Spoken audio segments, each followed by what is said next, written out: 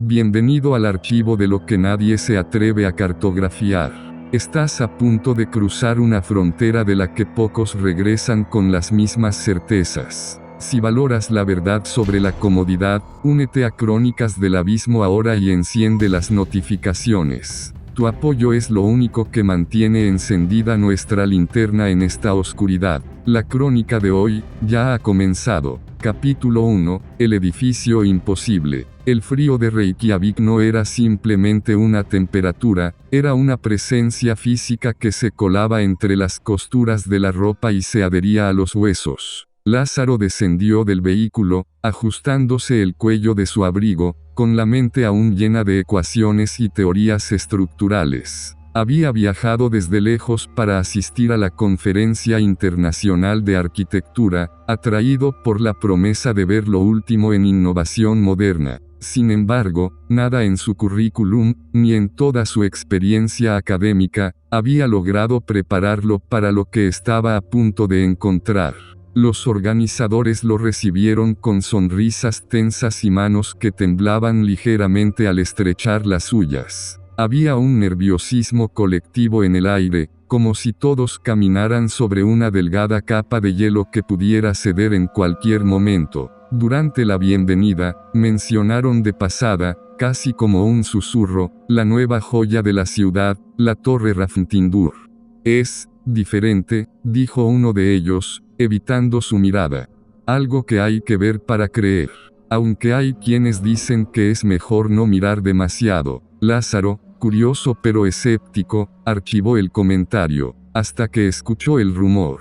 No se dijo en voz alta, sino que se transmitió en miradas cómplices y murmullos en los pasillos. La torre no proyecta sombra. Era una afirmación absurda, físicamente imposible. Toda materia opaca interpone su presencia ante la luz. Pero al atardecer, cuando Lázaro decidió acercarse al lugar por su propia cuenta, el sol de medianoche del norte bañaba la ciudad con una luz dorada y oblicua. Todo tenía su contorno oscuro en el suelo, los coches, los árboles, las farolas, las personas. Todo, excepto Hrafntindur.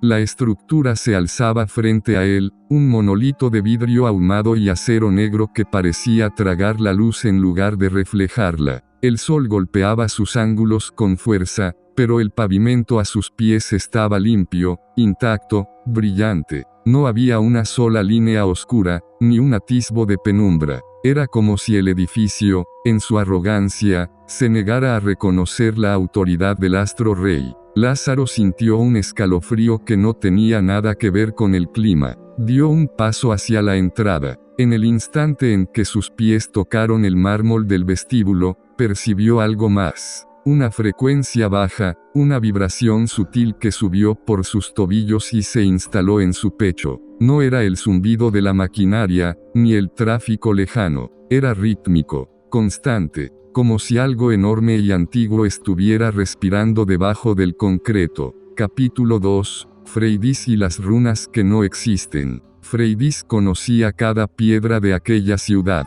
Como restauradora de patrimonio, su vida consistía en leer el pasado escrito en la madera y la piedra. Pero Hrafntindur no tenía pasado, parecía haber brotado de la tierra de la noche a la mañana, perfecto y estéril. Sin embargo, sus ojos, entrenados para detectar lo imperceptible, notaron lo que otros pasaban por alto. Mientras inspeccionaba los muros interiores, observó que las microfisuras en el concreto no eran aleatorias. Formaban líneas, ángulos, símbolos. Al principio pensó que eran runas nórdicas antiguas, quizás un detalle decorativo del arquitecto. Pero al acercarse, su sangre se heló. No eran el Derfutark, ni Yongerfutark, ni ningún sistema de escritura conocido por la humanidad. Eran formas que dolían un poco mirar, geometrías que parecían retorcerse si no se fijaba la vista con suficiente fuerza. Eran runas que no deberían existir. Esa noche, el edificio pareció despertar. Lázaro, que había coincidido con ella durante el día, propuso investigar. Había algo incorrecto en la gravedad, en la perspectiva, en la lógica misma del lugar. Se encontraban en el primer piso cuando las luces comenzaron a parpadear. No fue un fallo eléctrico común, fue un ritmo, un parpadeo lento y deliberado, como si el edificio pestañeara. De repente, el panel del ascensor se iluminó. Las flechas marcaron su vida. Las puertas se abrieron y cerraron solas, invitándolos, u ordenándoles, que entraran. Decidieron subir y fue entonces cuando la locura se hizo evidente. Salieron al piso 5. Todo era normal. Subieron al 7. Lo mismo. Pero al llegar al 9, comprendieron la horrorosa verdad. Es idéntico, susurró Freydis, tocando una lámpara. Todo es idéntico. Cada piso era un calco perfecto del anterior. La misma disposición de muebles, las mismas puertas cerradas, el mismo patrón en las alfombras, el mismo eco vacío al hablar. No había variación, ni personalidad, ni progreso vertical. Era una repetición infinita, un bucle espacial. Lázaro miró a su alrededor, con la mente luchando por categorizar lo que veía dentro de las leyes de la física. Finalmente, habló con voz ronca.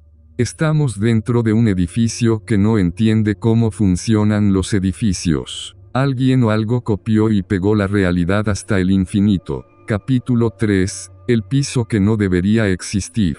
La confusión se transformó en ansiedad. Intentaron marcar el botón de la planta baja, pero los números en el panel parecían moverse, cambiando de lugar como insectos. En un momento de desorden, un botón captó su atención. Brillaba con un tono azulado que los demás no tenían. Nivel 13. Ambos intercambiaron una mirada de pánico. La documentación oficial, los planos que Lázaro había visto, la palabra de los constructores, Hrafntindur tenía exactamente 12 pisos. El 13 no existía. Ni siquiera había sido omitido por superstición, simplemente, no estaba contemplado en el espacio. Y sin embargo, el ascensor se detuvo. Las puertas se abrieron revelando un pasillo idéntico a los demás, pero el aire aquí era más denso, más pesado, como estar bajo el agua. Caminaron hasta el final, donde un enorme ventanal ocupaba toda la pared del fondo.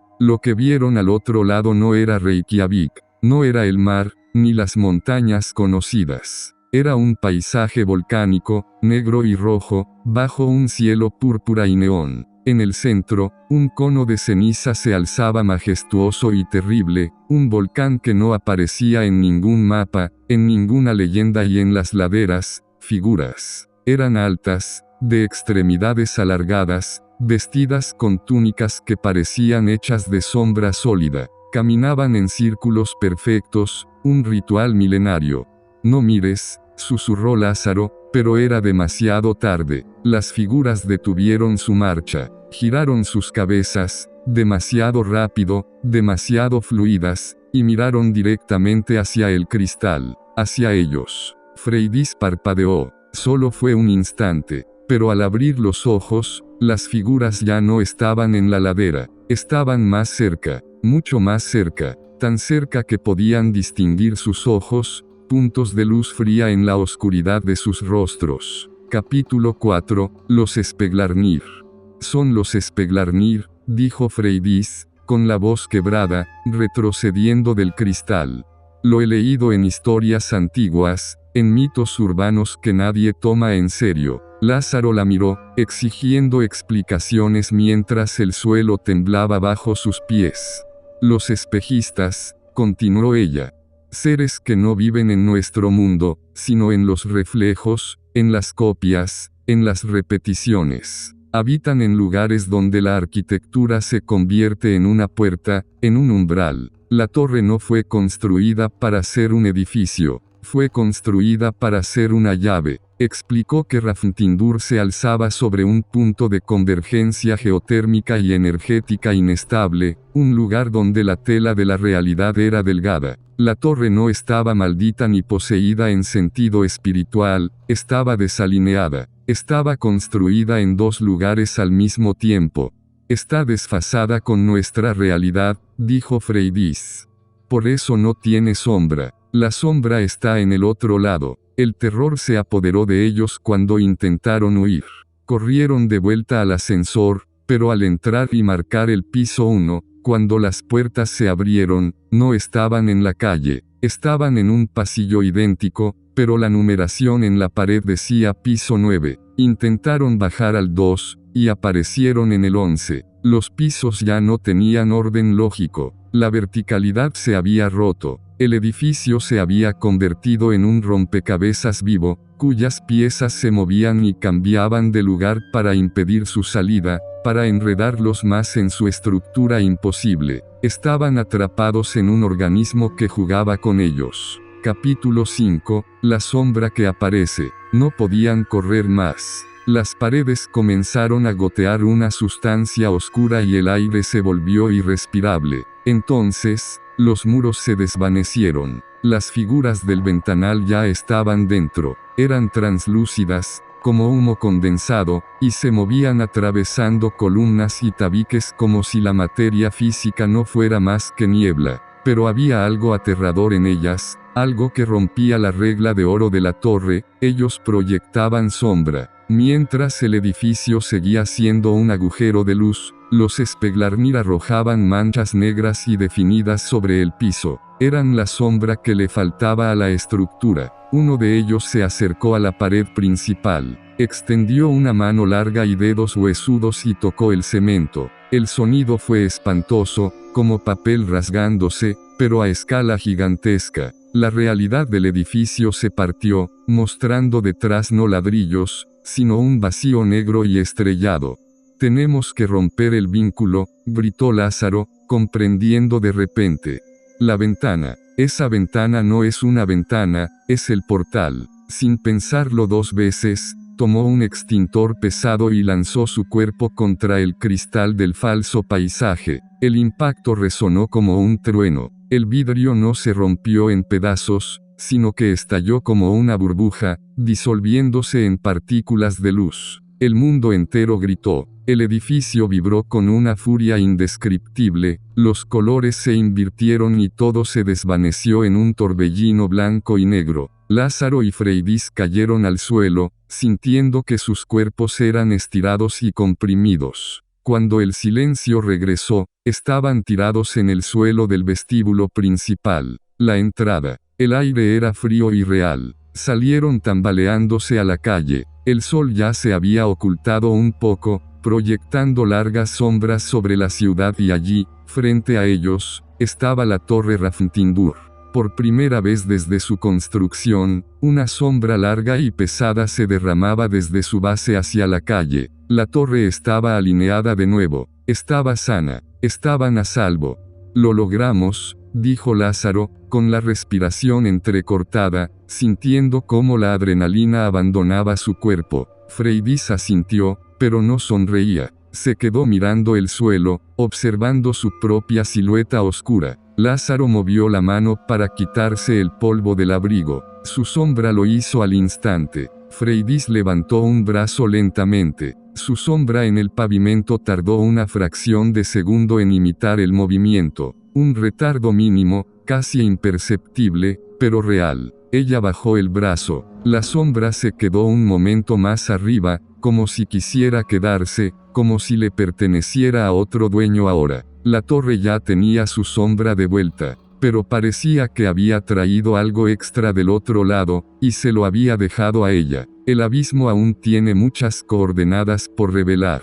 Si quieres seguir el rastro de estas historias y ayudar a que esta biblioteca de lo inexplicable siga creciendo, suscríbete y enciende la campana de notificaciones. Tu apoyo es la luz que nos permite descender más profundo. No dejes que el mapa se cierre para ti.